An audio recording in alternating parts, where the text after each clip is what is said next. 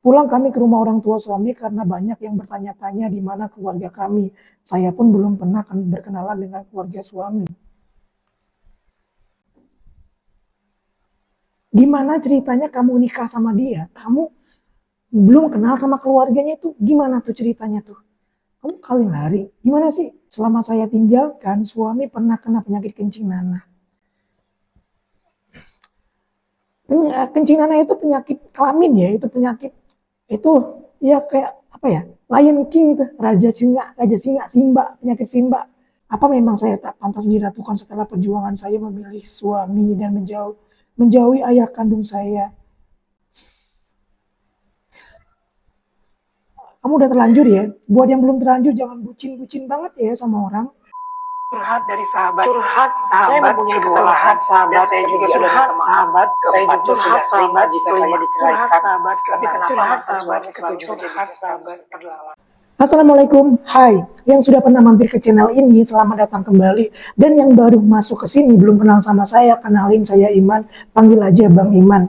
Ini channel apa? Channel ini berangkat dari kegelisahan, kegundahan, kegalauan, kebingungan para followers saya di TikTok.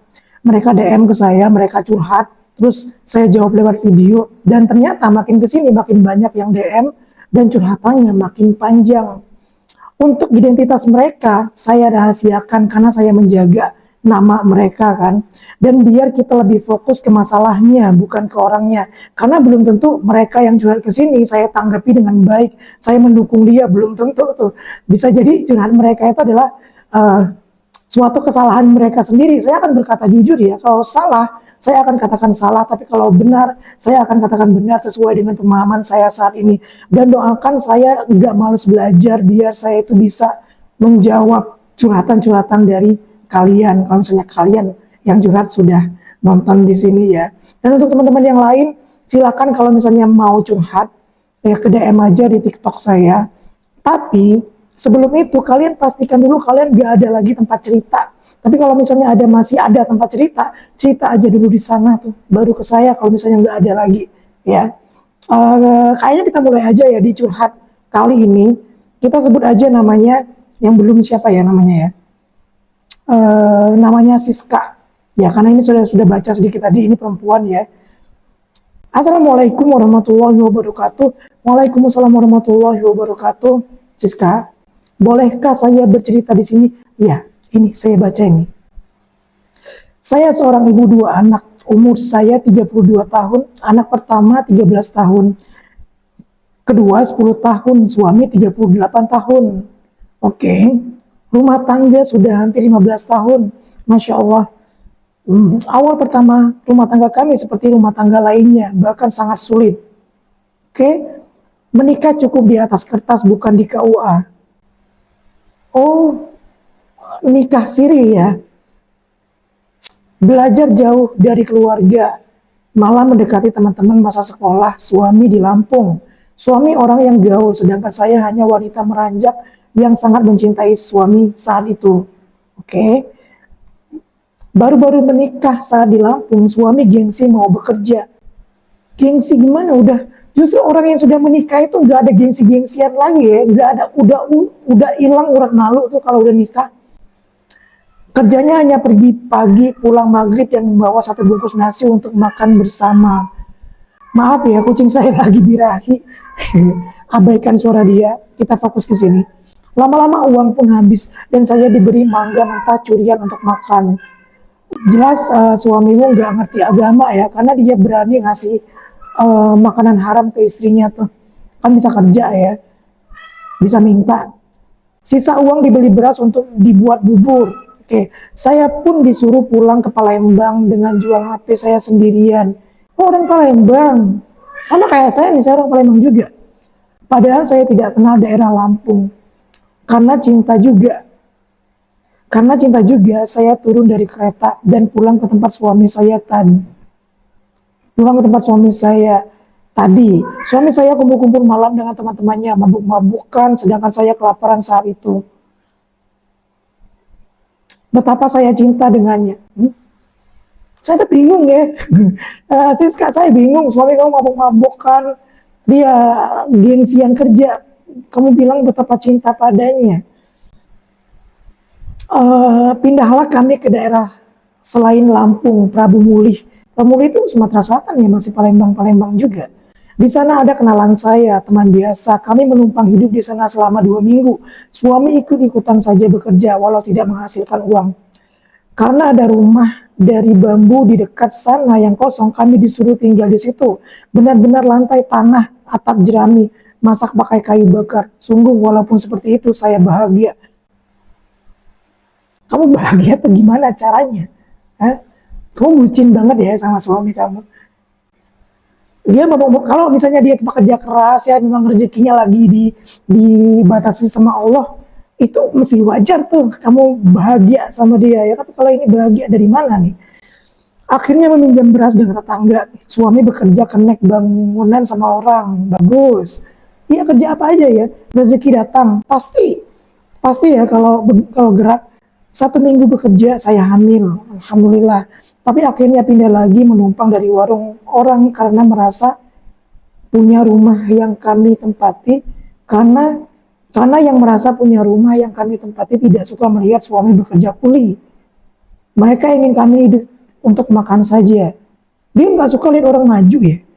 Sedangkan kami ingin lebih dalam bekerja, intinya berbeda prinsip. Tetangga yang aneh ya. Menumpang di warung orang sampai umur kehamilan 8 bulan. Pulang kami ke rumah orang tua suami. Pulang kami ke rumah orang tua suami karena banyak yang bertanya-tanya di mana keluarga kami. Saya pun belum pernah berkenalan dengan keluarga suami.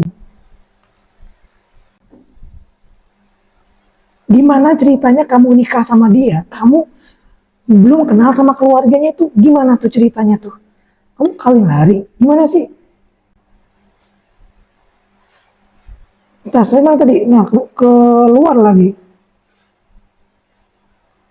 Mana tadi? Sorry ya, bentar ya. Nanti saya cut aja kalau misalnya kepanjangan. Mana tadi? Tenggelam. Beras oke. Okay. Numpang orang-orang. Saya pun belum oke. Okay. Maaf ceritanya panjang. Iya, panjang nih kayak ini. Tapi saya benar-benar ingin tahu pandangan yang benar tentang sikap saya. Oke, okay, kita lanjutin. Menganggur lagi, tinggal dengan mertua yang tidak kaya. Saya hampir tiap malam ditinggal oleh suami. Suami sibuk berjudi meninggalkan saya tiap malam dengan alasan mencari uang. Ya bagi orang penjudi, berjudi itu nyari uang ya. Padahal mereka menghabiskan uang. Dilema pasti. Tapi apa daya, saya tidak punya uang. Oke. Bekerja dengan gaji 40.000 sehari. Di saat lahir anak saya yang perempuan dan berumur 7 bulan. Saya perempuan dan berumur 7 bulan, saya nekat cari uang. Saya penyanyi, tapi akhirnya disusul suami, dipukul, tidak dapat uang malah dapat malu. Kamu nyanyi, suami kamu malu. Iya. Ya kalau nggak mau istri keluar, cukupi kebutuhan istri. Bingung saya. Pertengkaran biasa di rumah tangga kami. Dia biasa. Saya masih belum menerima kebiasaan suami saya yang hobi keluar malam. Akhirnya suami jaga malam di sekolah. Bagus, 3 bulan semua suami mau bekerja apapun. Bagus ya, memang begitu, harus bekerja apapun. Asal halal. Pernah suami hampir bercerai karena saat itu saya disuruh melanjutkan sekolah lebih tinggi oleh keluarga. Dan suami tidak setuju. Ya dua nih, antara dia gak mau kamu pinter. Antara dia gak mau kamu pinter sama ya tuh mungkin dia mikir anak-anak siapa yang ngurus gitu kan. Anak masih umur 2 tahun, anak masih berumur 2 tahun saat itu. Ternyata Allah berkehendak lain. Saya hamil anak kedua. 3 bulan berpisah karena anak dibawa suami. Oke. Akhirnya kami berkumpul lagi. Oh udah pernah pisah begitu ya. Betapa banyak pertengkaran di rumah tangga kami.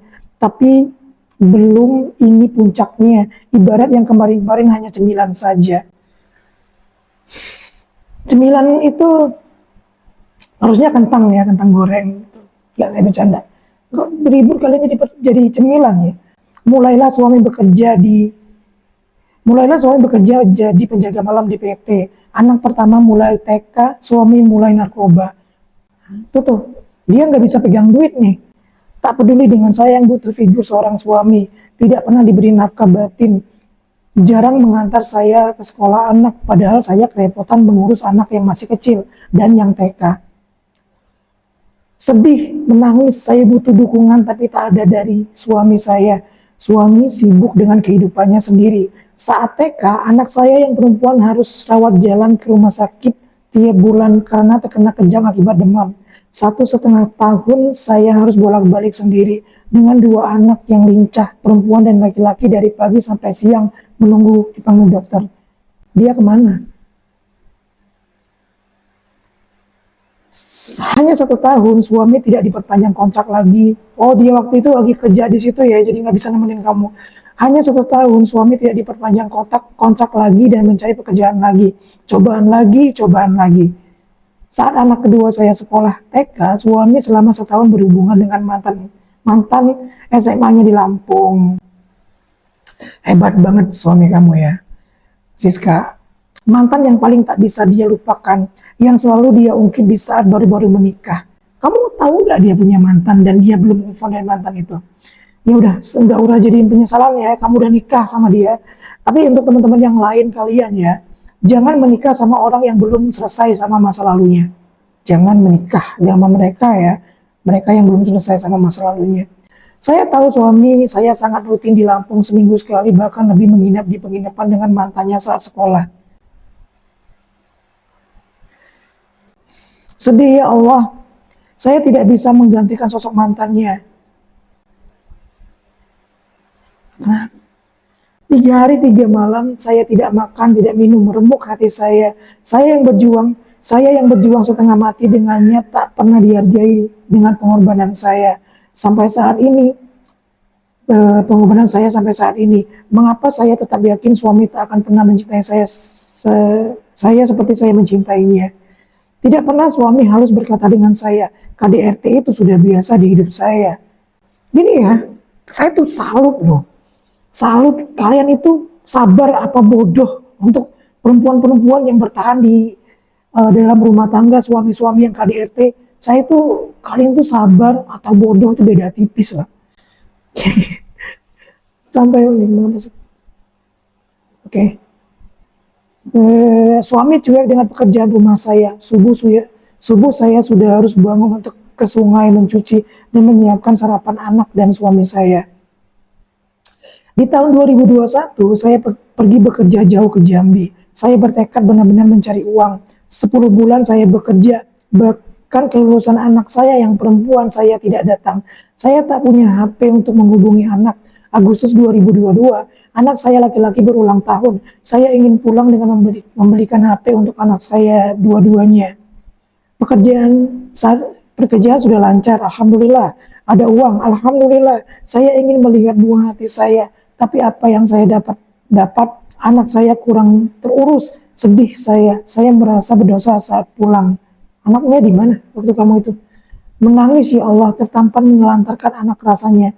Sedangkan suami saya sibuk bekerja, dia bekerja sebagai supir di PT dan sudah berjalan 1 tahun. Ekonomi pun mulai berjalan baik. Alhamdulillah. Anak-anak gak ada yang jaga tapi kehidupan rumah tangga malah sangat hancur. Selama saya tinggalkan, suami pernah kena penyakit kencing nanah. Kencing nanah itu penyakit kelamin ya, itu penyakit itu ya kayak apa ya, Lion King tuh, Raja Singa, Simba, penyakit Simba. Dia berpacaran dengan perempuan panti pijat. Ya itu sebabnya.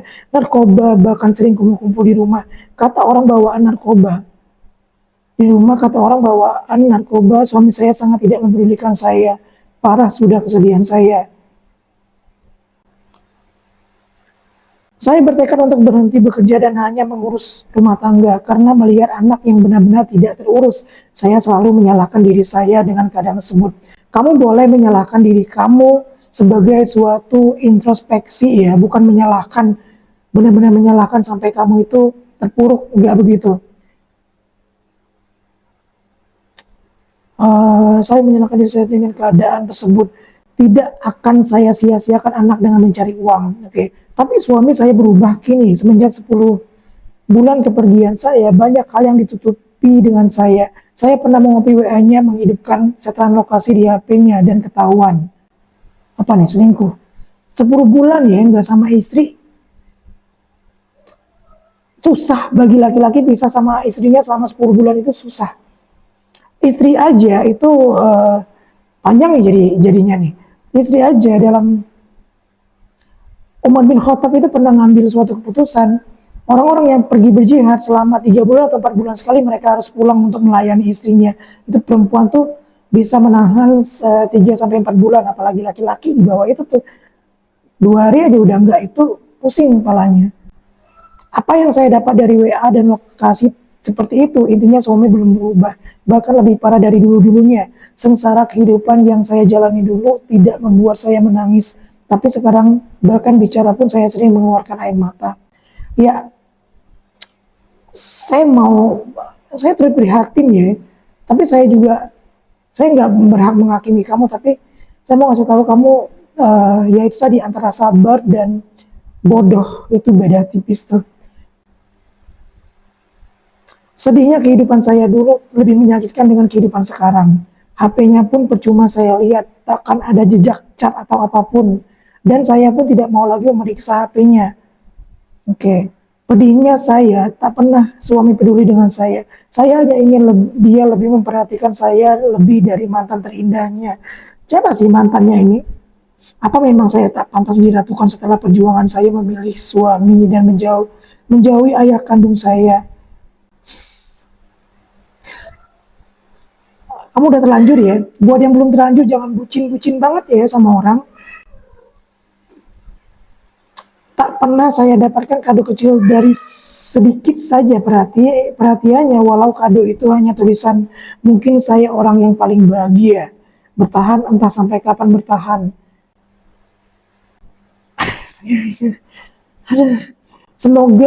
Saya berdoa semoga Allah mengijabah doa-doa saya untuk anak dan suami saya, menguatkan fondasi iman saya agar saya tetap tenang. Saya harus tenang karena anak saya sangat membutuhkan saya. Banyak hal lagi yang ingin saya ceritakan tentang anak laki-laki saya yang dibully di sekolah. Apakah masih ada waktu untuk berbagi cerita hidup saya? Wow, masih banyak ya. Itu runtutan dari rumah tangga kamu tuh. Apakah ada solusi atau kata-kata doa untuk saya? Saran, kritik saya terima, karena pasti ada salah juga di diri saya. Banyak lah. Tadi udah saya bilang, salah kamu itu kamu bucin, kamu gak make otak kamu ya. Jadi kalimat-kalimat saya itu jangan ditelan mentah-mentah ya. Mungkin ada kalimat-kalimat yang bikin nyelekit di hati, tapi demi Allah saya pengen kamu itu jadi lebih baik. Walaupun gimana ya, saya berdoa semoga suami kamu itu berubah. Kamu doa aja, doa sama Allah, jaga sholat kamu, munajat sama Allah, ngadu ke Allah, ya Allah, engkau yang menguasai hati suami hamba, ubahlah hatinya. Itu bisa jadi hidayah itu masuk dari mana nggak tahu kita ya, apakah dia dikasih sakit atau dia dikasih apa gitu ya, nggak tahu. Itu tuh. Terima kasih. Waalaikumsalam warahmatullahi wabarakatuh. Terima kasih. Wassalamualaikum warahmatullahi wabarakatuh. Waalaikumsalam warahmatullahi wabarakatuh. Iya, Siska ya. Siska, kalau solusi semoga itu kejadian yang agak lama ya. Tahun 2022 ini sudah 2023. Semoga dia berubah ya, nggak KDRT. Tapi kalau KDRT itu nggak bisa ya. Saya paling ini ya, kalau misalnya ada suami yang KDRT kepada istrinya, maka dia itu lebih jahat dari Fir'aun loh. Fir'aun itu nggak pernah KDRT sama Asia, padahal itu manusia terkejam tuh. Dia nggak pernah KDRT sama Asia. Saya udah ngasih saran tadi, kalau misalnya kamu masih bertahan di rumah tangga itu doa yang banyak, minta sama Allah ya. Ya, dan itu jadi dari kesalahan kamu juga. Kamu menikah itu karena bucin, bukan karena ilmu. Ya, apalagi ya. Ya itu karena kamu menikah karena bucin, karena ilmu. Jadi karena kamu memilih jalan itu, kamu telan pahit-pahitnya atau kamu berhenti tuh. Ya, berhenti keluar cari kehidupan baru. Ya, itu terserah kamu deh. Yang jelas KDRT itu nggak dibenarkan ya. Dan apa ya, penyakit kelamin itu bisa menularkan loh. Jadi untuk kalian ya yang suaminya suka jajan, itu hati-hati loh, penyakit kelamin itu akan bisa nular ke kalian. Hati-hati ya.